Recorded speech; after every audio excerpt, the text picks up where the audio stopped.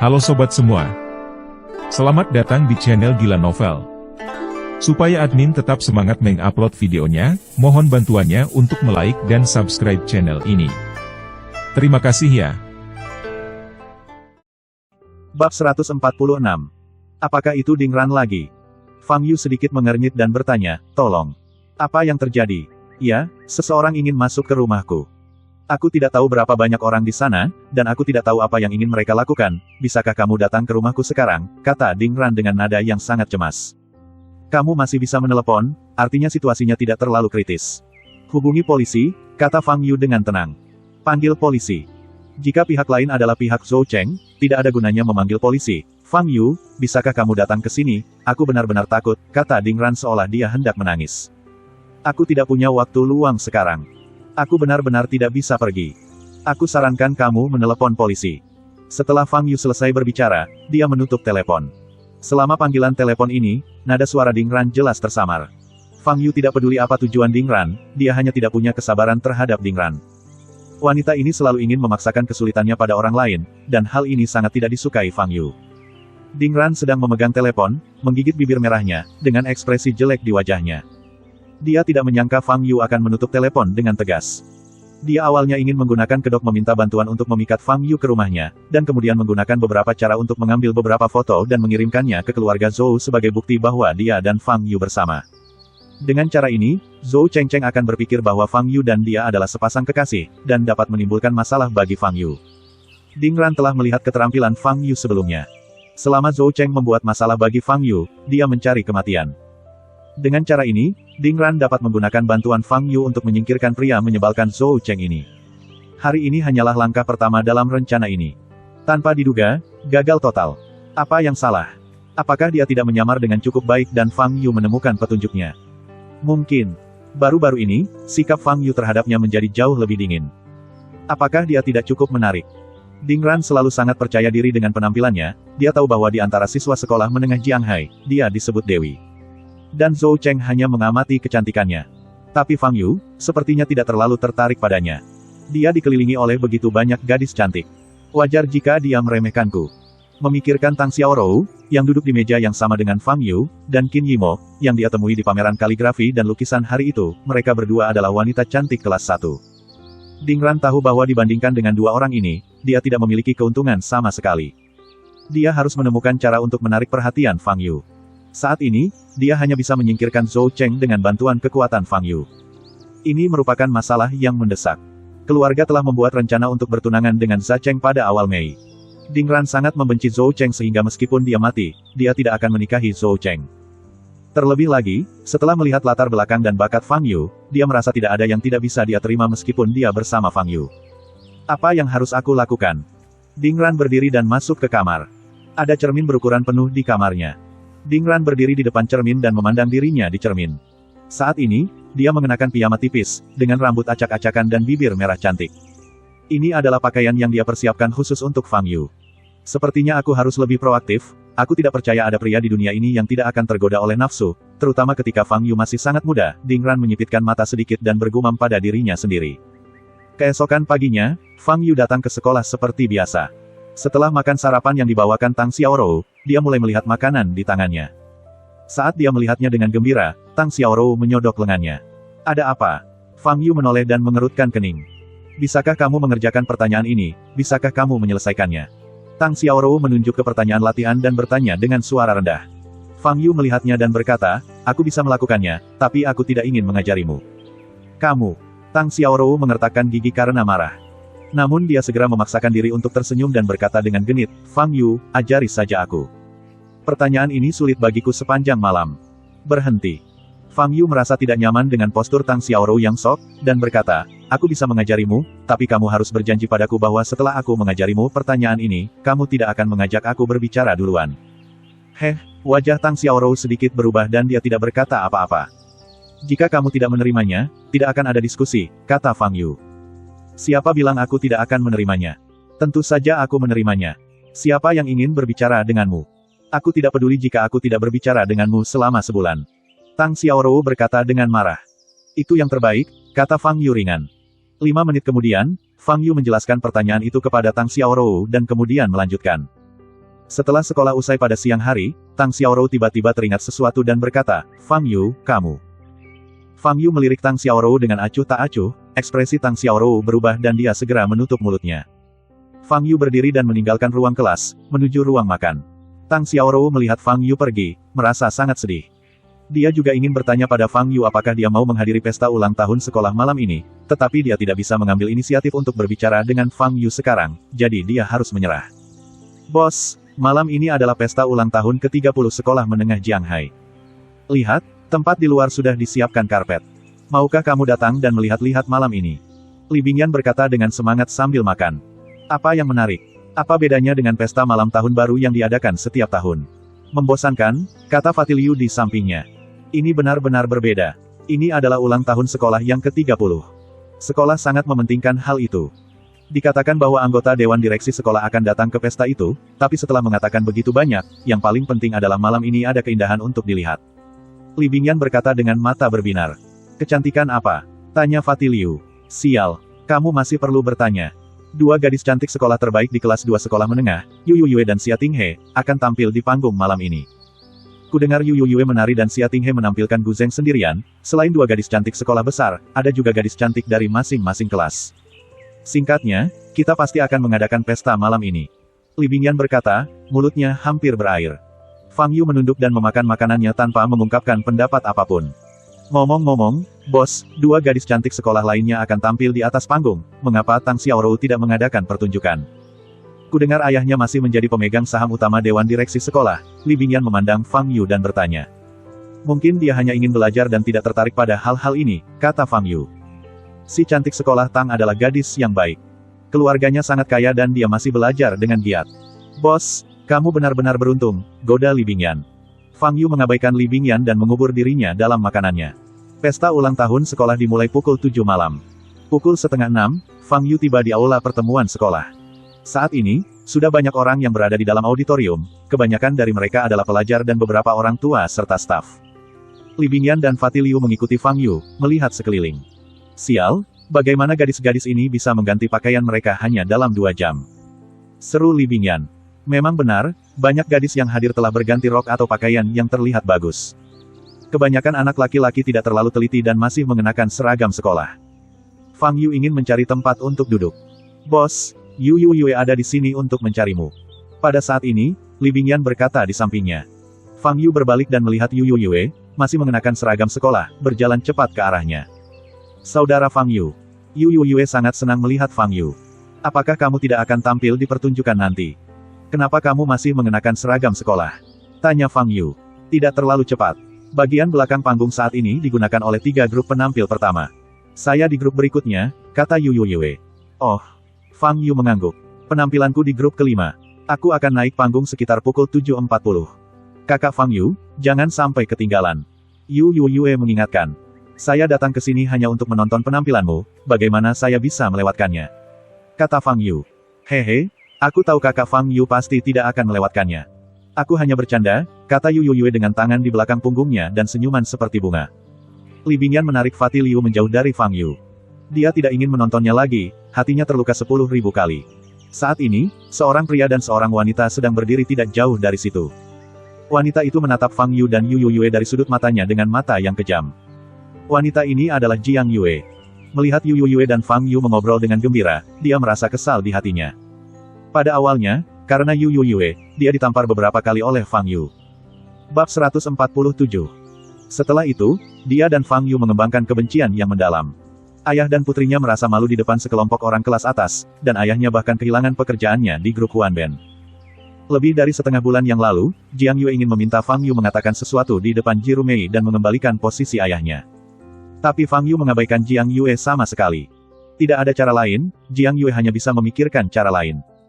Kemudian, setelah seorang teman memperkenalkannya, dia bertemu dengan pacarnya saat ini, Tan Wenguang. Keluarga Tan, tempat tinggal Tan Wenguang, juga sangat berkuasa. Meski tidak sebaik keluarga Ji, namun dapat memberikan posisi yang sangat baik bagi ayah Jiang Yue. Jiang Yue sangat bahagia akhir-akhir ini. Tan Wenguang sangat menyukainya, dan dia juga menikmati perawatan Tan Wenguang yang cermat terhadapnya. Tentu saja yang terpenting adalah uang Tan Wenguang. Sekarang, melihat Fang Yu dan Yu Yue lagi, kebencian di hatinya siap berkobar lagi. Apalagi beberapa hari yang lalu, dia mendengar dari ayahnya bahwa situasi keluarga Ji dan keluarga Tang akhir-akhir ini sangat buruk, bahkan mereka mungkin bangkrut. Jiang Yue tidak tahu betapa bahagianya dia ketika mendengar berita itu. Dia tidak akan pernah melupakan malam yang memalukan itu, dia selalu memikirkan balas dendam. Melihat Yu Yue, mata Jiang Yue menjadi semakin ganas. Sebuah ide muncul di benaknya. Jika kamu membuatku kehilangan muka, aku akan memperlakukanmu sesuai keinginanmu. Xiao Yue, ada apa? Tan Wenguang di samping bertanya ketika dia melihat Jiang Yue menatap Fang Yu. Melihat ke sepanjang garis pandang Jiang Yue, dia melihat Yu Yue. Gadis yang cantik, dan temperamennya sangat murni. Xiao Yue, apakah gadis itu temanmu? Tan Wenguang bertanya. Jiang Yue menarik napas dalam-dalam, menggelengkan kepalanya dan berkata, tidak, dia bukan temanku, dia musuhku. Musuh. Tan Wenguang tertegun, memandang Jiang Yue, dan menemukan bahwa wajah Jiang Yue dipenuhi dengan kebencian. Xiao Yue, beritahu aku mengapa gadis ini menyinggungmu, dan aku akan membalaskan dendammu. Tan Wenguang segera berkata. Dia melihat gaun Yu Yue tidak terlihat seperti gadis dari keluarga kaya. Tan Wenguang punya banyak cara untuk menghadapi gadis seperti ini. Bukan hanya wanita ini, tapi pria itu adalah musuhku yang sebenarnya. Namanya Fang Yu, kata Jiang Yue kasar. Fang Yu. Tan Wenguang tertegun dan menatap Fang Yu, apakah laki-laki itu? Itu lebih baik, saya dapat membantumu. Kamu tidak perlu mengambil tindakan, aku punya caraku sendiri. Tunggu saja dan lihat pertunjukan yang bagus, kata Jiang Yue sambil tersenyum dingin. Setelah Fang Yu dan Yu Yue mengobrol, Yu Yue pergi berkumpul. Fang Yu, Li Bingyan dan Fatih Liu menemukan tempat duduk dan duduk. Hei, pernahkah kamu mendengar bahwa orang kuat dalam daftar dewa baru-baru ini muncul di Jiangnan, bernama Guru Long? Kudengar dia sangat hebat. Orang kuat macam apa yang ada di sana? Betapa hebatnya dia. Sial. Kamu bahkan tidak tahu tentang orang-orang kuat di daftar dewa. Kudengar satu pukulan bisa meruntuhkan gunung. Apa menurutmu tidak hebat? Itu palsu. Prajurit terkuat yang pernah kulihat bisa memecahkan batu dengan satu pukulan, meruntuhkan gunung dengan satu pukulan. Jika memang ada orang seperti itu, bukankah dunia akan berada dalam kekacauan? Yang biasa kamu lihat adalah prajurit tingkat rendah, dan Guru Long ini adalah yang terkuat di antara para prajurit. Mengapa begitu mengejutkan bahwa dia bisa meruntuhkan gunung dengan satu pukulan? Kedua anak laki-laki di belakang Fang Yu sedang mendiskusikan Guru Long dengan keras. Kebanyakan orang awam di dunia ini, terutama siswa sekolah menengah yang belum terjun ke masyarakat, tidak banyak mengetahui tentang dunia pencaksilat, bahkan tidak dapat mengetahui berapa tahapan yang dimiliki oleh seorang pejuang bawaan. Para pejuang yang terbang ke langit dan melarikan diri dari bumi hanyalah legenda dan di luar jangkauan mereka. Dikatakan bahwa Guru Long juga menyatakan perang terhadap seorang pria bernama Fang Yu. Dia bilang dia ingin membalaskan dendam muridnya dan seterusnya, lanjut anak laki-laki di belakangnya. Deklarasi perang. Balas dendam. Ini semakin terdengar seperti sebuah plot. Anak laki-laki lain tertawa. Lupakan saja jika kamu tidak percaya padaku. Hal-hal ini diberitahukan kepadaku oleh paman jauhku. Dia bekerja di asosiasi seni bela diri. Berita yang dia terima jelas tidak salah. Kata bocah itu dengan marah. Fang Yu. Li Bingyan di sebelahnya tanpa sadar menatap Fang Yu ketika mendengar nama itu. Bos, Fang Yu yang dibicarakan orang itu, tidak mungkin kamu kan? Li Bingyan membuka matanya lebar-lebar dan bertanya. Bagaimana mungkin aku? Kata Fang Yu. Benar. Jika orang sekuat itu benar-benar menyatakan perang, bagaimana bos bisa tetap duduk di sini dan menonton pesta ulang tahun sekolah kan? Li Bingyan tersenyum dan berkata. Saat Fang Yu dan Li Bingyan sedang berbicara, terdengar seruan seru. Tang Xiaorou ada di sini. Saat ini, Tang Xiaorou mengenakan gaun putih, dengan rambut diikat di satu sisi dan disampirkan di bahu kirinya. Tidak ada riasan di wajahnya, yang membuatnya tampak lebih segar dan cantik. Sejak dia muncul, sebagian besar mata anak laki-laki terfokus padanya dan tidak bisa lagi berpaling. Tan Wenguang, yang duduk di seberang, menatap Tang Xiaorou dengan mata lurus. Yu Yue tadi, Tang Xiaorou sekarang. Ternyata banyak sekali siswa setingkat Dewi di SMP ini. Dia menjalin hubungan dengan Jiang Yue begitu awal dan kehilangan darah. Dia sekarang menyerahkan ladang bunga yang luas demi sebidang rumput. Setelah Tang Xiaorou masuk ke auditorium, dia melihat sekeliling sebentar, kemudian dia menemukan Fang Yu duduk di tengah dan segera berjalan. Bos, Tang Xiaorou ada di sini untuk mencarimu, Li Bingyan mengingatkan. Fang Yu melirik Tang Xiaorou, wajahnya tanpa ekspresi. Wajah Tang Xiaorou sedikit berubah, mengingat janjinya kepada Fang Yu pagi ini, bahwa dia tidak dapat mengambil inisiatif untuk berbicara dengan Fang Yu. Namun, dia berjalan langsung ke arah Fang Yu dan duduk. Melihat pemandangan ini, banyak anak laki-laki yang menghela nafas sedih. Banyak dari mereka yang tahu bahwa Fang Yu dan Tang Xiaorou berada di meja yang sama dan memiliki hubungan yang sangat dekat. Tapi mereka tidak mengerti bagaimana Tang Xiaorou, seorang putri kaya setingkat dewi, bisa memiliki penglihatan yang begitu buruk. Adapun Tan Wenguang, wajahnya penuh cemburu saat ini. Fang Yu baru saja melakukan percakapan yang menyenangkan dengan Yu Yue, dan sekarang dewi lain muncul dan duduk di sebelah Fang Yu. Siapakah Fang Yu ini? Mengapa dia mempunyai hubungan baik dengan begitu banyak dewi? Di belakang panggung. Akhirnya giliran penampil kelompok kelima yang menggunakan belakang panggung. Ganti baju dulu, lalu rias wajah. Kecepatannya harus cepat, masih banyak grup yang perlu menggunakan background. Yu Yue mengambil rok penampilannya dan bersiap untuk pergi ke ruang ganti. Pada saat ini, Jiang Yue menepuk pundaknya dan berkata, kamu merias wajahmu dulu. Aku ingin ke ruang ganti dulu. Yu Yue masih sedikit takut pada Jiang Yue. Ketika dia membuka mulutnya seperti ini, Yu Yue secara alami tidak berani menolak dan berbisik, ya, oke. Setelah mengatakan itu, Yu Yue meletakkan roknya dan berjalan ke samping ruang ganti. Jiang Yue melihat rok yang ditinggalkan Yu Yue dengan senyum sinis di wajahnya. Beberapa menit kemudian, Yu Yue merias wajahnya, keluar dari ruang ganti, mengambil pakaiannya dan menuju ke ruang ganti. Di ruang ganti, ketika Yu Yue mengenakan roknya, dia hanya menegakkan tubuh sedikit dan mendengar suara, "Bret." Pakaiannya, mulai dari pinggang hingga belakang, robek. Bagaimana ini bisa terjadi? Semua pakaian ini dibuat khusus, bagaimana mungkin kamu tidak menyimpannya dengan aman? Di mana kamu akan mencari penggantinya sekarang? Instruktur program itu memomel, wajahnya pucat karena marah. Mata Yu Yue memerah dan dia berkata, "Guru, saya selalu merawat pakaian ini dengan baik. Saya tidak tahu kapan pakaian ini. Apa gunanya membicarakan hal ini sekarang? Sekarang rokmu rusak, apa yang harus kamu lakukan?" Kata instruktur dengan wajah muram. "Bolehkah aku memakai rok lain?" Yu Yue bertanya dengan suara rendah. "Tentu saja tidak. Pertunjukan kita adalah tarian bersama. Setiap orang harus memakai rok yang sama." Teriak instruktur dengan marah, "Sobekan di rokmu begitu besar sehingga hampir tidak ada cara untuk memperbaikinya. Aduh, ini benar-benar tidak bisa memperbaikinya. Tahukah apa yang kamu lakukan, Yu Yue? Apakah kamu akan merusak upaya seluruh tim kita selama berhari-hari hanya karena kesalahanmu sendiri?" Mendengar ini, anggota tim pertunjukan lainnya juga menatap Yu Yue dengan mata tidak ramah. Jiang Yue berdiri di samping, dengan sedikit rasa menggoda di matanya. Ini secara alami dilakukan olehnya, tetapi ide awalnya adalah membuat robekan yang tidak terlalu kentara, sehingga ketika Yu Yue tampil di atas panggung, roknya akan robek ketika dia melakukan beberapa gerakan besar. Dengan cara ini, Yu Yue akan mempermalukan dirinya sendiri di depan semua guru dan siswa di sekolah. Tapi mungkin robekannya terlalu besar. Yu Yue justru merobek roknya saat dia baru saja memakainya. Namun, kalau dilihat dari hasil saat ini, lumayanlah. Bab 148. Meskipun dia tidak bisa membiarkan Yu Yue mempermalukan dirinya sendiri di depan semua orang, dia masih bisa membuat Yu Yue kesulitan sekarang. "Guru, ayo kita lakukan ini. Karena Yu Yue merusak roknya, jangan biarkan dia bermain. Menjaga integritas tarian kami." Saat ini, Jiang Yue berbicara. Mendengar kata-katanya, Yu Yue gemetar dan menjadi pucat. Instruktur mengerutkan kening, berpikir sejenak, dan berkata, "Inilah satu-satunya cara. Guru, ini tidak bagus.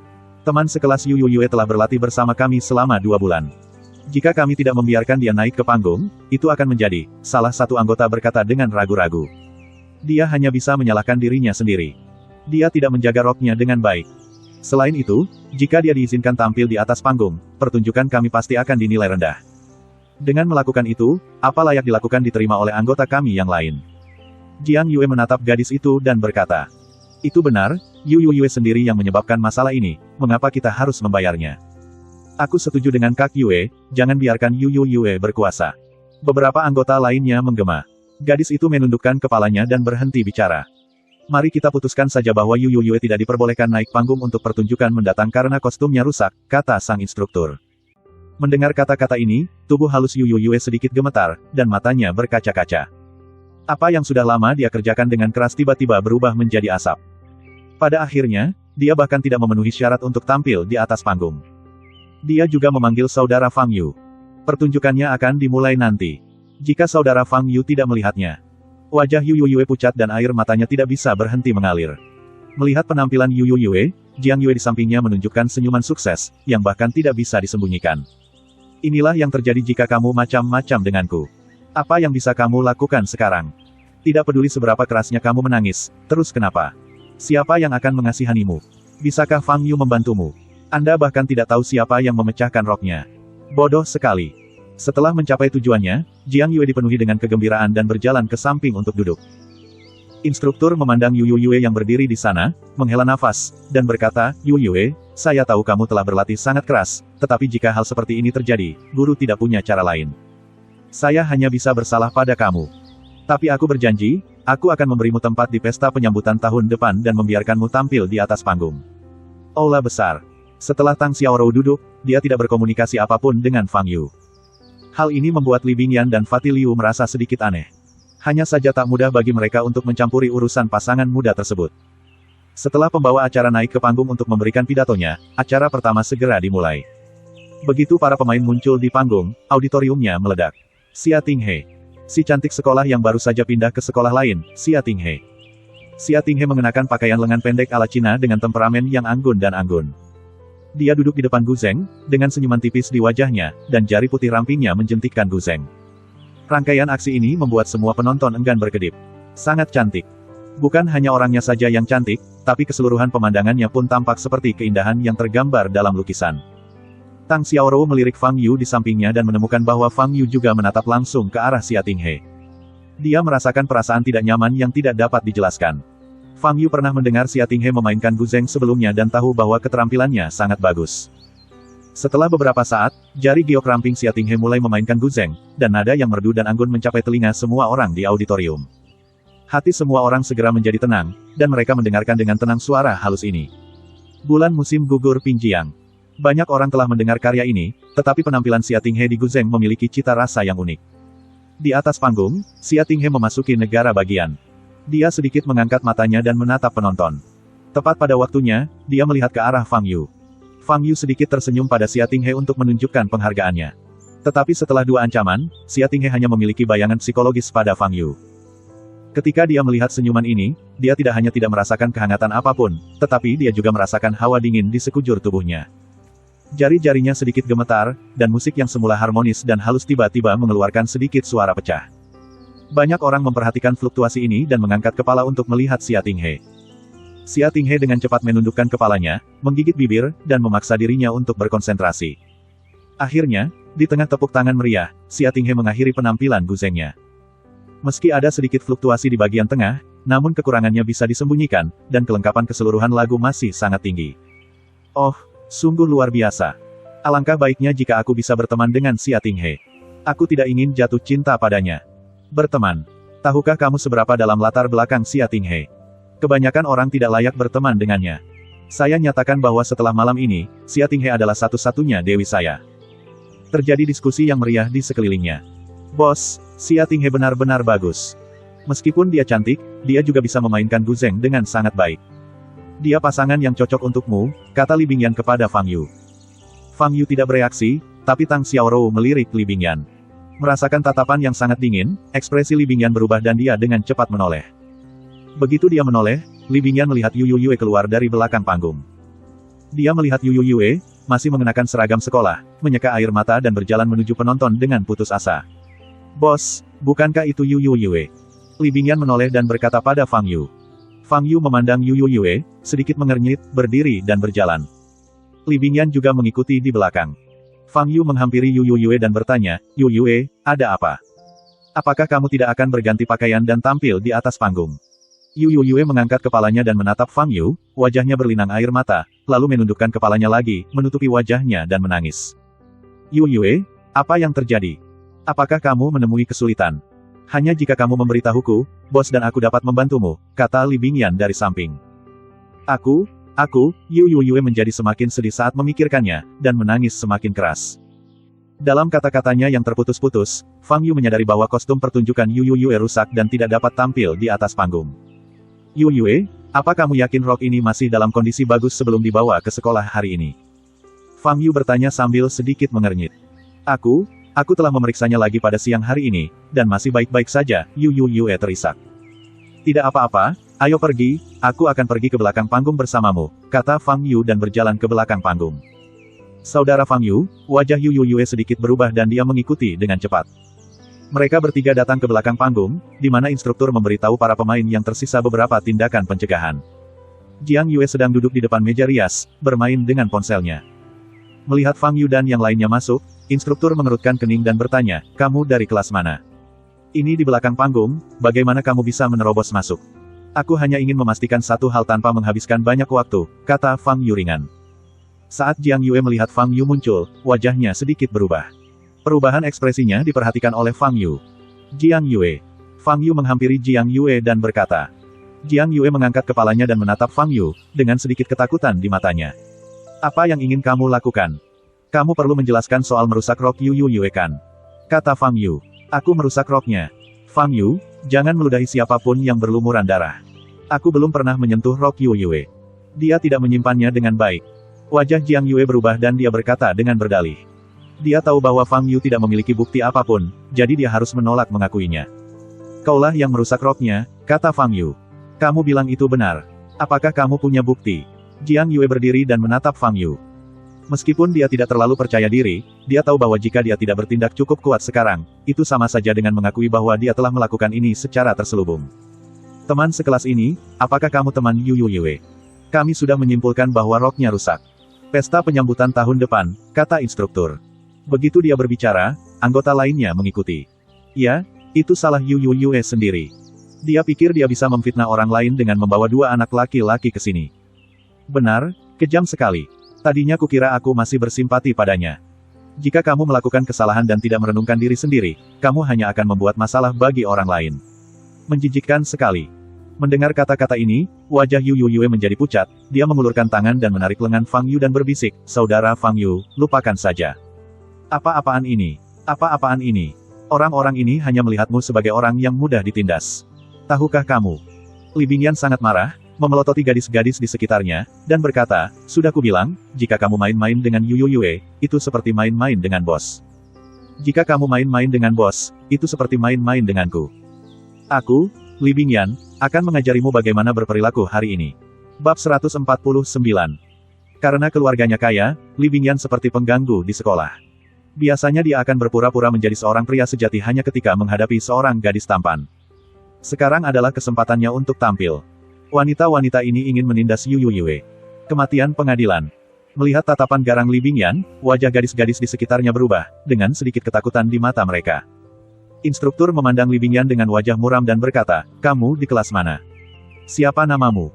Li Bingyan, kelas 1, kelas 2, kamu boleh melaporkan apapun yang kamu mau, jawab Li Bingyan tanpa rasa takut sama sekali.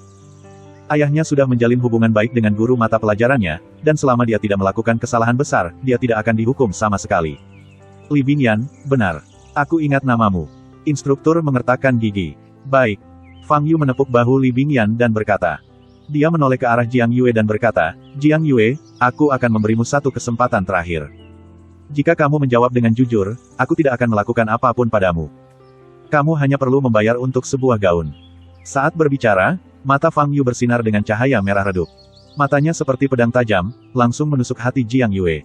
Jiang Yue gemetar dan merasa seluruh tubuhnya menjadi sangat dingin. Dia takut. Dia telah melihat keterampilan menakutkan Fang Yu, dan juga mengetahui pelanggaran hukum Fang Yu. Fang Yu berani menginjak tangan He Donglin di depan seluruh kelas saat itu, jadi dia tentu saja berani menyerangnya hari ini. Aku merusak rok Yu Yue, kata Jiang Yue dengan suara terbata-bata. Ekspresi semua orang berubah. Yu Yue memandang Jiang Yue, matanya terbuka lebar dan penuh keraguan. Dia jelas tidak pernah memprovokasi Jiang Yue, mengapa Jiang Yue mengincarnya berulang kali. Instruktur menatap Jiang Yue dan bertanya dengan suara yang dalam, teman sekelas Jiang Yue, apakah kamu mengatakan yang sebenarnya? Jiang Yue menundukkan kepalanya dan berkata dengan wajah pucat, itu benar. Kenapa kamu melakukan ini? Instruktur bertanya, menahan amarahnya. Tidak perlu menanyakan pertanyaan seperti ini. Aku hanya ingin dia memberi kompensasi pada Yu Yue dengan rok, kata Fang Yu. Jiang Yue tidak lagi berani mengatakan sesuatu lagi saat ini. Dia hanya bisa mengangguk dan berkata, aku akan memberikan rokku pada Yu Yue untuk dipakai. Xiao Yue, bagaimana denganmu? Pada saat ini, seorang gadis yang memiliki hubungan baik dengan Jiang Yue bertanya. Pelacur ini pasti akan dihukum karena melakukan hal seperti itu. Dia masih ingin tampil di atas panggung. Keluar dan pulang, kata Li Bingyan dengan kejam. Ekspresi gadis itu berubah setelah dipelototi oleh Li Bingyan, dan dia tidak berani berbicara lagi. Wajah instruktur menjadi pucat dan dia berkata, Jiang Yue, jika kamu benar-benar melakukan hal yang keterlaluan seperti itu, maka posisimu akan diambil oleh teman sekelas Yue. Beberapa menit kemudian, Yu Yue mengenakan rok Jiang Yue. Meski agak longgar, setidaknya saya bisa tampil di atas panggung. Yu Yue, kalau begitu kami akan kembali dan menunggu untuk melihatmu tampil di atas panggung, kata Fang Yu. Baiklah, terima kasih saudara Fang Yu dan teman sekelas Li Bingyan. Yu Yue tersenyum lagi dan berkata. Fang Yu dan Li Bingyan kembali ke tempat duduk mereka di aula besar. Tang Xiaorou memandang Fang Yu, matanya yang indah penuh keraguan, tetapi dia tidak bisa bertanya, itu sangat tidak nyaman. Di sisi lain, Jiang Yue juga duduk kembali di sebelah Tan Wenguang. Xiao Yue, apa yang terjadi? Apakah kamu tidak memiliki pertunjukan untuk tampil di panggung nanti? Tanya Tan Wenguang. Sesuatu telah terjadi. Berhentilah bertanya. Jiang Yue sedang dalam suasana hati yang buruk dan terlihat sangat jelek. Strateginya yang direncanakan dengan cermat akhirnya merugikan dirinya sendiri. Dia awalnya berpikir bahwa meskipun Fang Yu datang ke belakang panggung, dia akan menolak mengakuinya. Lagi pula, tidak ada yang melihatnya merusak rok Yu Yue. Tapi dia tidak menyangka hanya dengan melihat Fang Yu, dia begitu ketakutan sehingga dia mengatakan yang sebenarnya. Apa yang terjadi? Apakah kamu diintimidasi? Katakan padaku. Xiao Yue, aku pasti akan membantumu membalas dendam. Kata Tan Wenguang sambil menepuk dadanya. Jiang Yue menarik napas dalam-dalam dan menceritakan apa yang baru saja terjadi. Fang Yu itu lagi. Aku sudah lama tidak menyukainya. Pengawalku ada di luar. Saat pertunjukan berakhir, aku akan meminta pengawal itu untuk memberinya pelajaran. Tan Wenguang berkata dengan kasar. Jiang Yue menggelengkan kepalanya dan berkata, keterampilan Fang Yu ini sangat kuat. Kebanyakan orang bukan tandingannya. Jangan khawatir, pengawalku dipekerjakan dengan banyak uang, aku pasti bisa memberi pelajaran pada Fang Yu ini. Tan Wenguang berkata dengan percaya diri. Tak lama kemudian, kelompok penampil kelima naik ke atas panggung. Fang Yu melihat Yu Yue mengenakan rok dansa yang indah. Seruan dan kekaguman pun terdengar dari para penonton. Tariannya sangat bagus, walaupun ada satu orang yang hilang, namun setelah diatur posisinya tidak terlihat sama sekali. Di akhir tarian, seluruh auditorium bertepuk tangan meriah. Yu Yue berdiri di atas panggung, mencari Fang Yu di antara penonton. Melihat Fang Yu, Yu Yue tersenyum. Fang Yu memberinya pandangan setuju dan mengacungkan jempol. Setelah Yu Yue meninggalkan panggung, Fang Yu duduk sebentar dan melihat ke depan dengan santai. Ia melihat Ding Ran dalam gaun hitam, melihat sekeliling seolah mencari seseorang. Waktunya untuk pergi. Kalau tidak, jika Ding Ran menemukannya nanti, dia pasti akan mendapat masalah lagi. Fang Yu berdiri. Bos, apakah kamu akan pergi? Li Bingyan bertanya. Yah, itu tidak menarik. Aku pulang dan tidur. Kamu bisa terus menontonnya, kata Fang Yu. Tang Xiaorou melirik Fang Yu dan tidak berkata apa-apa. Fang Yu berjalan menuju pintu ruang pertemuan sendirian. Bajingan itu sudah pergi. Ayo, cepat ikuti dia. Pengawalku sudah menungguku di tempat parkir depan sekolah. Kata Tan Wenguang, berdiri dan mengikutinya. Jiang Yue selalu merasa pengawal Tan Wenguang bukan tandingan Fang Yu. Tapi dia masih memiliki secercah harapan, jadi dia tidak menghentikan Tan Wenguang, tapi mengikutinya. Nak, berhenti. Fang Yu berjalan keluar dari gerbang sekolah dan dihentikan oleh suara dari belakang. Fang Yu menoleh dan melihat Tan Wenguang dan Jiang Yue. Aduh, terjadi lagi. Fang Yu berdiri di sana, memandang Jiang Yue, dan bertanya, sepertinya kamu masih belum yakin. Nak, jika kamu menindas pacarku, jika aku tidak memberimu pelajaran, bagaimana aku bisa menjadi pacar orang lain? Tan Wenguang menyipitkan matanya dan berkata, apakah kamu sudah menemukan pendukung baru lagi? Fang Yu menghela nafas ringan dan berkata, ini benar-benar tidak ada habisnya. Jiang Yue memandang Fang Yu, yang memiliki ekspresi acuh tak acuh, dan merasakan jantungnya berdetak semakin cepat. Dia mendapat firasat buruk. Jadi, dia mengulurkan tangan dan menarik lengan Tan Wenguang, dan berbisik, saudara Wenguang, kenapa kamu tidak melupakannya? Lupakan. Jangan pernah lupakan. Tan Wenguang berkata dengan kasar. Dia sudah lama tidak puas dengan Fang Yu yang dikelilingi oleh begitu banyak wanita cantik, dan sekarang dia akhirnya menemukan kesempatan, mengapa tidak segera memberinya pelajaran? Nanti, ketika Fang Yu dipukuli sampai memohon belas kasihan, dia secara alami akan bisa mendapatkan informasi kontak dari beberapa wanita cantik. Setelah berhubungan dengan kecantikan tingkat itu, Jiang Yue dapat dia tinggalkan. Bos, apakah ini orang yang kamu ingin aku beri pelajaran padamu?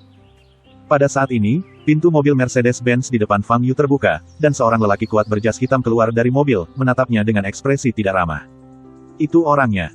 Ah Bao, jika kamu bisa menjatuhkannya, aku akan menggandakan bonusmu bulan ini. Tan Wenguang menunjuk ke arah Fang Yu dan berkata, gandakan bonusnya. Mata Abao bersinar dan dia menoleh untuk melihat Fang Yu. Hanya dengan menghajar siswa SMP kurus seperti itu, kamu bisa mendapat bonus 2 kali lipat.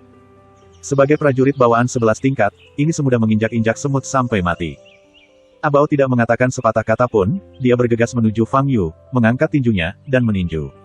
Ledakan. Detik berikutnya, Abao menjerit melengking dan terbang mundur 10 meter, mulutnya berbusa dan bergerak-gerak di tanah. Tan Wenguang, yang baru saja tersenyum bercanda, memiliki senyum kaku di wajahnya. Kamu kicau lalat benar-benar menyebalkan, kata Fang Yu ringan. Berlari. Tan Wenguang sangat ketakutan sehingga dia segera berlari menuju mobil Mercedes-Benz. Ledakan. Terjadi ledakan keras. Bagian depan sedan Mercedes-Benz ini langsung tenggelam ke dalam lubang besar. Tan Wenguang membeku di tempat, memandang Fang Yu seolah sedang melihat setan. Fang Yu memandang Jiang Yue yang tidak berdarah dan berkata, apakah dia pendukungmu saat ini? Tidak, aku tidak ada hubungannya dengan dia. Aku hanya tidur dengannya beberapa kali. Aku tidak ada hubungannya dengan dia. Tolong lepaskan aku. Tan Wenguang berlutut dan bersujud kepada Fang Yu. Bab 150. Setelah melihat metode menakutkan Fang Yu, dia hanya ingin memutuskan hubungan dengan Jiang Yue. Dia tidak ingin memprovokasi monster seperti ini. Apakah ayahnya bekerja untukmu sekarang? Fang Yu memandang Tan Wenguang yang berlutut di depannya, sedikit menyipitkan matanya dan bertanya. Ya, tapi aku bisa segera memecat ayahnya. Selama kamu melepaskanku, aku akan segera memutuskan kontak apapun dengan wanita jalang ini. Tan Wenguang berkata dengan gemetar. Oke, itu dia. Ngomong-ngomong, kita harus mengawasinya di masa depan dan jangan biarkan ayahnya mendapatkan pekerjaan apapun. Fang Yu melirik Jiang Yue, yang tidak berdarah dan gemetar, tersenyum dengan tenang, dan berkata. Tidak masalah. Tidak masalah. Tan Wenguang berulang kali menyetujuinya. Aku harap kamu bisa melakukannya, jika tidak, aku akan datang menemuimu lagi, kata Fang Yu dingin, berbalik dan pergi. Untuk menghadapi seseorang seperti Jiang Yue, Fang Yu bahkan tidak perlu mengambil tindakan. Memotong semua sumber dayanya dan membuatnya kehilangan kekayaan di hadapannya adalah hukuman terbaik untuknya. Setelah Fang Yu pergi, Tan Wenguang duduk di tanah, terengah-engah. Melihat Ah Bao yang pingsan tak jauh dari situ, dan mobil di depannya yang ditendang hingga berkeping-keping, ia ketakutan, dan bajunya basah oleh keringat dingin. Monster macam apa Fang Yu ini? Saudara Wenguang, pada saat ini, Jiang Yue melangkah maju dan berbicara dengan suara gemetar. Jalang, keluar dari sini. Tan Wenguang tiba-tiba berdiri dan mendorong Jiang Yue menjauh. Jiang Yue gagal berdiri teguh dan langsung jatuh ke tanah. Apakah menurutmu aku akan mempertaruhkan nyawaku untukmu? Mulai sekarang, aku tidak ada hubungannya denganmu. Aku akan memecat Jiang Zhenlong segera setelah aku kembali. Tidak ada yang bisa menyelamatkanmu dan ayahmu dari menyinggung monster seperti itu. Kamu. Tan Wenguang berkata dengan marah, juga, saya akan memecat Jiang Zhenlong karena menggelapkan dana publik. Di masa depan, semua perusahaan akan tahu bahwa dia memiliki catatan kriminal. Tidak akan biarkan ayahmu mendapatkan pekerjaan lagi. Jiang Yueru tersambar petir dan duduk di sana dengan pandangan kosong. Dia tahu bahwa setelah malam ini, dia akan kehilangan segalanya. Ketika Fang Yu kembali ke gerbang komunitas Lijiang, dia melihat sebuah mobil hitam diparkir di samping. Mobil ini memancarkan aura dua pejuang, keduanya berada pada tahap pemurnian Ki tingkat 12, yaitu Master setengah langkah. Fang Yu sedikit mengernyit dan melangkah maju. Sebelum dia bisa mencapainya, pintu mobil dibuka. Dua lelaki tua berjubah putih keluar dari mobil. Itu adalah Pang Nan dan Zheng Chuming, dua wakil presiden Asosiasi Seni Bela Diri Kota Jianghai yang pernah ia temui sebelumnya. Apa yang kamu inginkan dariku? Fang Yu bertanya. Tuan Fan, kami datang menemui Anda. Kami memiliki sesuatu yang penting untuk diberitahukan kepada Anda. Zheng Chuming menundukkan kepalanya sedikit dan berkata. Apa yang terjadi? Fang Yu bertanya. Tentang pernyataan perang yang mulia Guru Long, saya yakin Tuan Fang pasti sudah mendengarnya bukan? Zheng Chuming bertanya dengan ragu. Berita ini menimbulkan sensasi di seluruh dunia seni bela diri Jiangnan. Ya, aku tahu, kata Fang Yu. Seperti ini. Organisasi atasan kami, yaitu Asosiasi Seni Bela Diri Jiangnan, mengharuskan kami untuk bertemu Tuan Fang dan mengkonfirmasi jawaban Anda, Tuan Fang, kata Zheng Chuming. Konfirmasi apa?